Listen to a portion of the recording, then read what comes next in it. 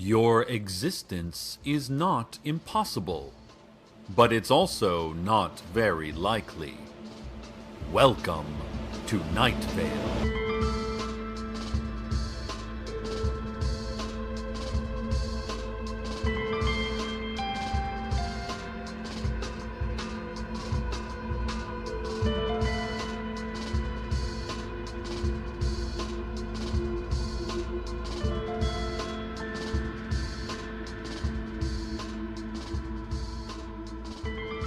In light of the ever-declining sales of newspapers and the rise of competition from digital media, the Night Vale Daily Journal announced that it has developed a new business model. Publishing editor Leanne Hart, speaking to television and internet reporters outside the burned-down shell of the journal's former distribution plant, said their new mission as a newspaper is to kill news bloggers with hatchets. In this bold new initiative, a game-changing strategy by one of the industry stalwarts, the Daily Journal plans to just go to bloggers' homes and places of employment with hatchets and then chop them up, the bloggers, until they, the bloggers, are dead. She added that the journal still plans to use the AP Style Guide, and they are working to design a newer, more modern-looking masthead.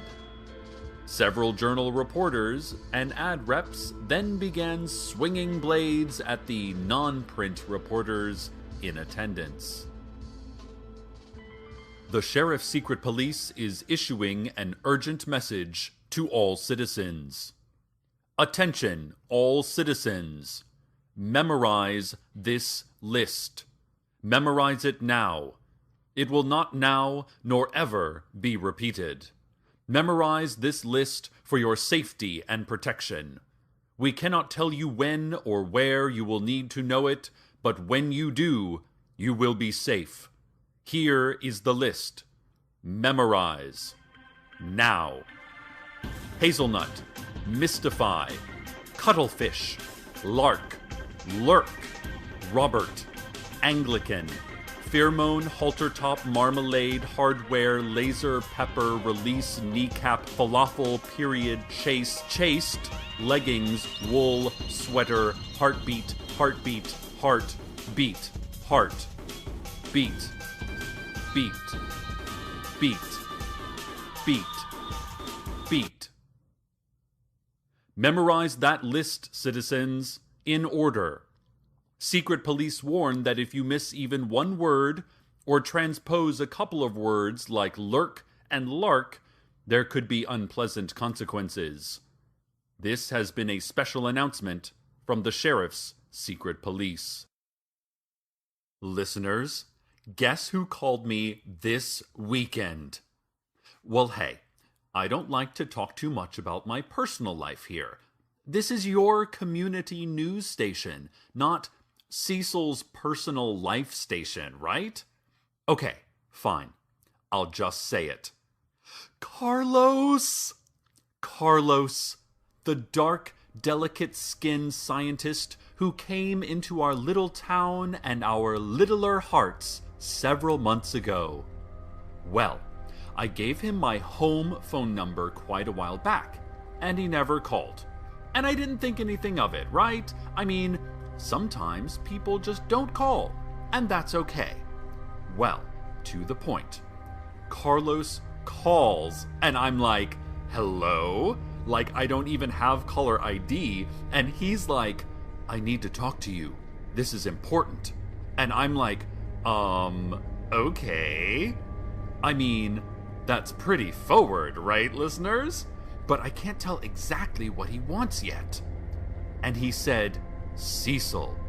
Just the sound of his caramel voice. Cecil. He says, Cecil, I think time is slowing down in Night Vale. And then I said, after a slow sip of Armagnac, oh? And Perfect Carlos said, last week, 7 days, 24 hours each day, 60 minutes in each hour. That's 10,080 minutes in a week, right? Uh-huh. Go on, I said, trying to sound like someone with a normal pulse whose palms were not sweating. Well, I ran some figures, and during that same amount of time in Night Vale, 11,783 minutes elapsed everywhere else in the world. That's more than a full day longer. I don't know what's happening. So that's what Carlos said. Listeners, what do you think? I feel like time always slows down when we're together, Carlos and I. Is that what he's trying to say? I feel that way too. But I didn't say that. I just said, oh, this is bad. I just said, neat. Oh, how embarrassing. I mean, Carlos is so smart, and he says so many smart things. And I'm not dumb. I like science and municipally approved books just as much as the next guy, so I can't believe that's all I could say to him. Neat. But I did manage to ask if he wanted to get together sometime and talk some more about this really fascinating subject. He said no, but he needed me to help get the word out and see if anyone has noticed a massive time shift. So that's what I'm doing now. Anything for the scientific community. I'm very into science these days. Wow! Can you believe he called me? Update on the impending invasion from the underground city.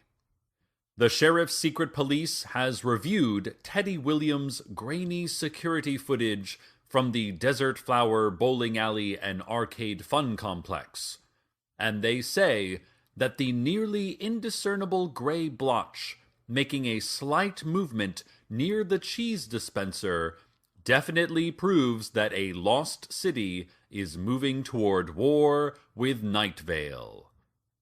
A balaclava-clad man wearing a mitre, cloak, and a giant silver star and speaking through a vocoder, you know, the man we all believe to be the sheriff of Night Vale, announced this morning that all citizens should prepare their town for war.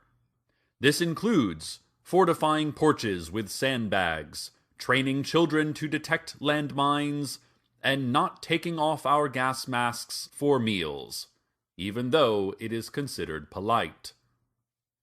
We talked with Teddy himself.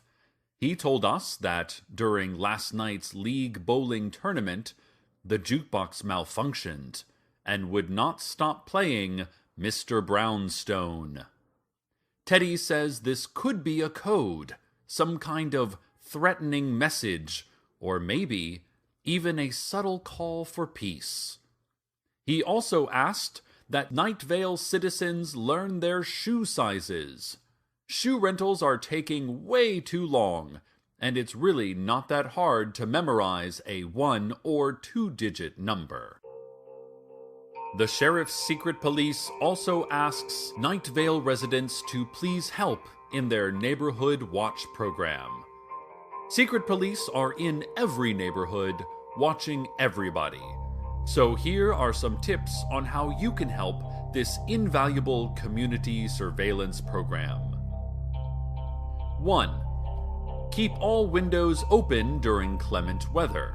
And if you must close them during rain, dust, or coal storms, please keep them clean and stand near them so cameras and microphones can clearly identify you. 2. When having any private conversation, whether via phone or with those in your home, turn down the TV and radio to cut back on noise pollution. Also, please try to keep your conversations lively. Maybe some local gossip or polarizing sports opinions.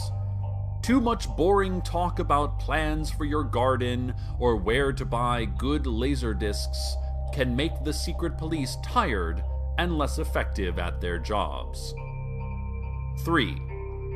Do not wear tinfoil hats.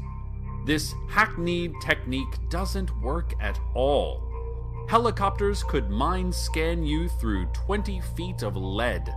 You shouldn't wear these homemade hats because it draws unnecessary attention to yourself.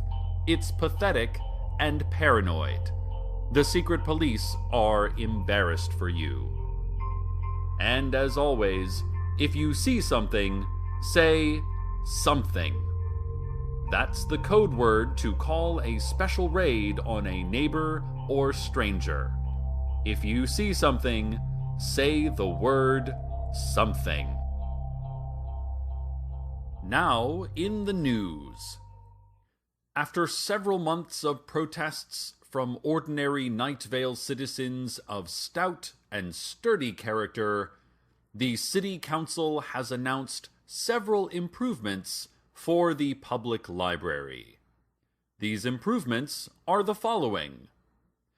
An entrance is being constructed at the front of the building, so we will no longer have to enter by waking up between two shelves in a dizzy haze, unsure of how we got there, and then wandering around, trapped, until we wake with a start in our own beds, covered in sweat, and with a few books we checked out on our nightstand.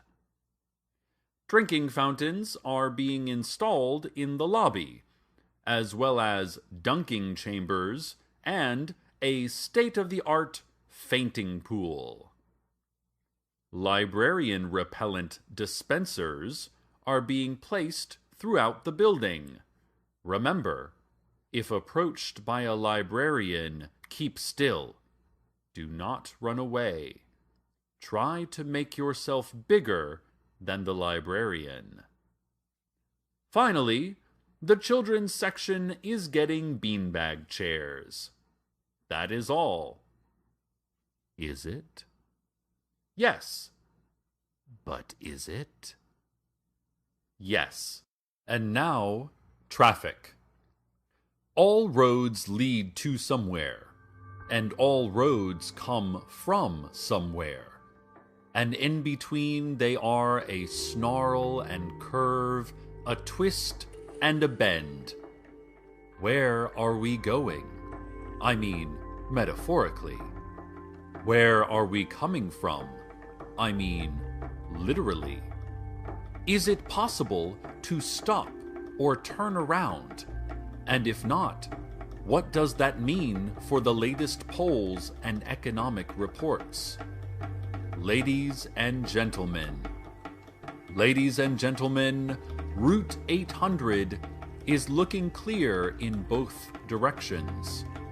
The old dirt road to the small wooden shack is backed up at least 30 minutes. There, now you know. Has that filled an emptiness for you? Are you any happier now? I hope so. This has been, and will always be, traffic.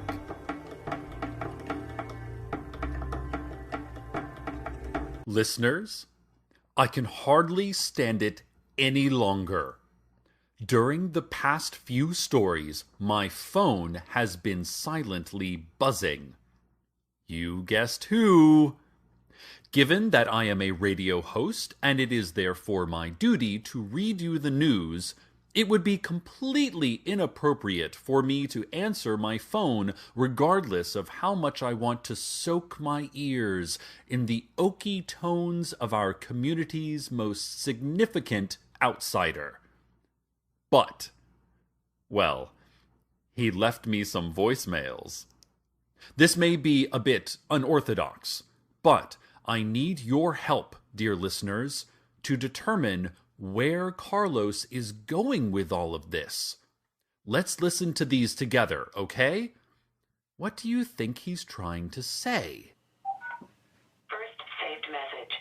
Cecil, sorry to bother you. I need you to get the word out that clocks in Night Vale are not real. I have not found a single real clock. I have disassembled several watches and clocks this week, and all of them are hollow inside. No gears, no crystal, no battery or power source. Some of them actually contain a gelatinous gray lump that seems to be growing hair and teeth. I need to know if all clocks are this way, Cecil. This is There's something at my door, Cecil. I need to go, okay? I'll call you back in well, I don't know. End of message. Next message. There's a man in a jacket holding a leather suitcase outside my door, Cecil. He's not knocking, he's just standing in front of my door. I can't make out his face. I'm peering through a crack in the living room blinds. Oh no, he saw me. End of message. Next message. Sorry about that, Cecil. I forget what I was doing. I think somebody came over, but I don't remember who or what for. Anyway, I need to meet you. Are you free tomorrow afternoon? You have a contact number for the mayor and someone with the police, right? It's important that I find them. And again, can you get the word out on your radio show about the clocks? End of message. Did you hear that, listeners? A date! Let's go to the weather.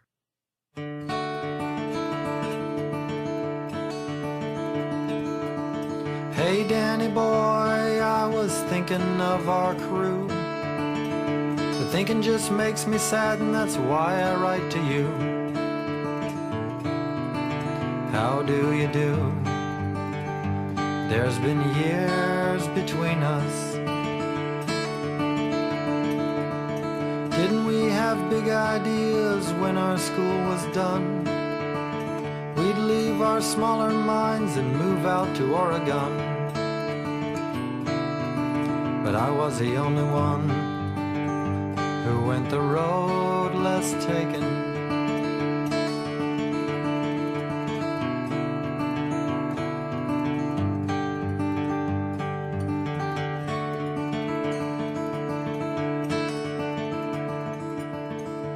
I met a girl and I swept her off her feet. Made her promises I never meant to keep. There's a mean streak in me. Inside a storm was raging. She had a form like no other girl in town. We had a baby boy, but I couldn't stick around. I couldn't be tied down. That's just the way I was thinking.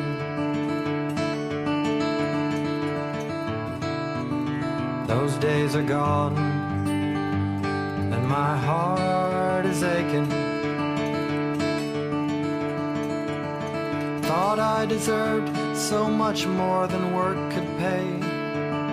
I drove containers to BC from Monterey. It was a long way on pins and needles. She wrote me letters, but I never opened one. She met some other man and gave his name to my son. I guess the damage is done, and there's no way I can fake it.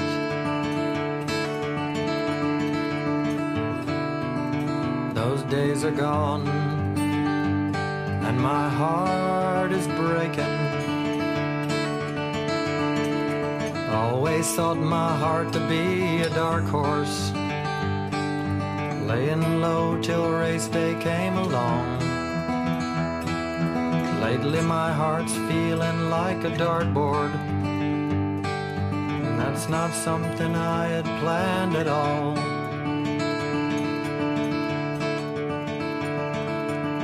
Danny, there's no limit to the steps I could retrace, but I got a job cooking eggs at my friend's place. It's no disgrace to make an honest living.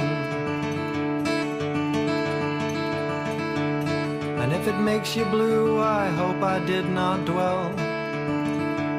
And if this gets to you, I hope it finds you well. There's not much else. Out here it's been raining.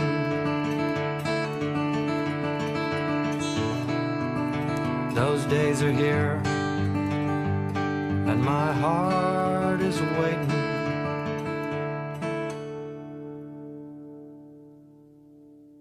Well, I just got off the phone with Carlos, listeners, and we have a date. Tomorrow afternoon. It's just coffee, but maybe it's more. Maybe lots more. Who knows? You know, they always say, if you're trying to meet someone, you may never find them. But it's when you're not looking, that's when they find you. I've always heard this in reference to government agents, but I think it applies to dating as well. Carlos did want me to ask if anyone has ever actually seen the Night Vale clock tower. I told him that it was invisible and always teleporting, and that's why he can't ever see it. I mean, that seems sort of obvious.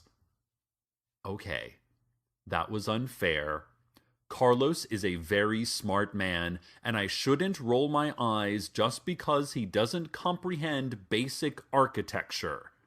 He obviously has a lot of other intriguing interests, though, like clockmaking and seismology, and who knows what else. Oh, happy day, listeners. Thanks for listening and for helping me through this. I'm so very excited. Before we go, intern Stacy just handed me this. The Sheriff's Secret Police would like to issue a correction to their earlier special alert. In their warning, they stated that memorizing a very specific list would keep you safe. This is incorrect. According to the new statement, quote, "We are not safe. We are all being hunted by time and our own deceitful bodies. Memorizing the list will merely prevent additional external pain beyond that which you experience daily just by being alive. The Sheriff's Secret Police regret the error." End quote. That's it for our news. Stay tuned next for a community-wide frisson of cosmic fright. Thank you again, Night Vale. May you, too, find love in this dark desert. May it be as permanent as the blinking lights and as comforting as the dull roar of space. Good night, Night Vale. Good night.